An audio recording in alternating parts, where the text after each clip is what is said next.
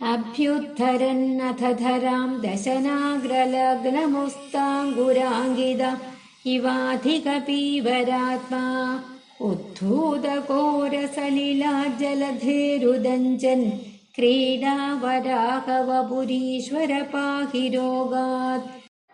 ഹേ ക്രീഡാവരാഹവപുഹു, അല്ലയോ ക്രീഡാവരാഹമൂർത്തിയായ ഈശ്വര ഭഗവാനെ.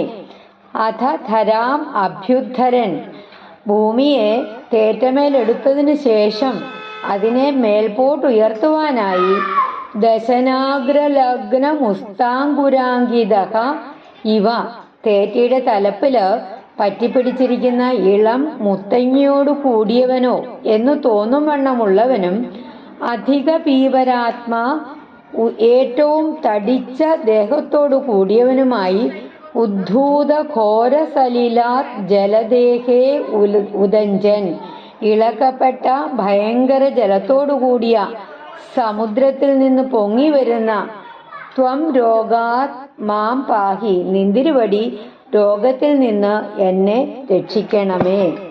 അതായത്, അല്ലയോ ക്രീഡാവരാഹമൂർത്തിയായ ഭഗവാനെ, തേറ്റയില് എടുത്തതിന് ശേഷം ഭൂമിയെ മേലോട്ടുയർത്താനായിട്ട് തേറ്റയുടെ അറ്റത്ത് പറ്റിപ്പിടിച്ചിരിക്കുന്നതും പിന്നെയോ മുത്തങ്ങ പുല്ലോട് കൂടിയവനോ എന്നു തോന്നുമാറ് ഏറ്റവും തടിച്ച ദേഹത്തോടു കൂടിയവനായിട്ട് ഇളക്കപ്പെട്ട ഭയങ്കര ജലത്തോടു കൂടിയ സമുദ്രത്തിൽ നിന്ന് ഉയർന്നു വരുന്ന നിന്തിരുവടി രോഗത്തിൽ നിന്ന് എന്നെ രക്ഷിച്ചാലും.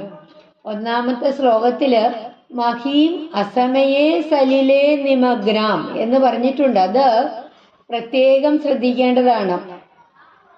ബ്രഹ്മാവിന്റെ പകലിന്റെ അവസാന കാലത്ത് പ്രളയം സംഭവിക്കുന്നത് സാധാരണമാണ്. ഇവിടെ അനവസരത്തിലാണ് അത് സംഭവിച്ചിരിക്കുന്നത്.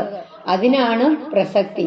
അതുകൊണ്ടാണ് സ്വയംഭുവ മനുവിന് സങ്കട നിവൃത്തിക്കായിട്ട് സത്യലോകത്തിലേക്ക് ബ്രഹ്മാവിന്റെ അടുത്തേക്ക് പോകേണ്ടി വന്നത്. ബ്രഹ്മാവാകട്ടെ കാരണജലത്തെ മുഴുവൻ പാനം ചെയ്തതിന് ശേഷം ഭഗവത് ധ്യാനത്തിൽ മുഴുകി സ്വായത്തമാക്കിയ തപശക്തിയോട് കൂടിയിട്ട് ആരംഭിച്ച കർമ്മത്തിന് ഇപ്പോൾ വിഘാതം വന്നിരിക്കുന്നു. അവിചാരിതമായി ഉണ്ടായ സംഭവത്തില് ഭഗവാനെ തന്നെ രക്ഷയ്ക്കായി അഭയം പ്രാപിക്കുന്നു.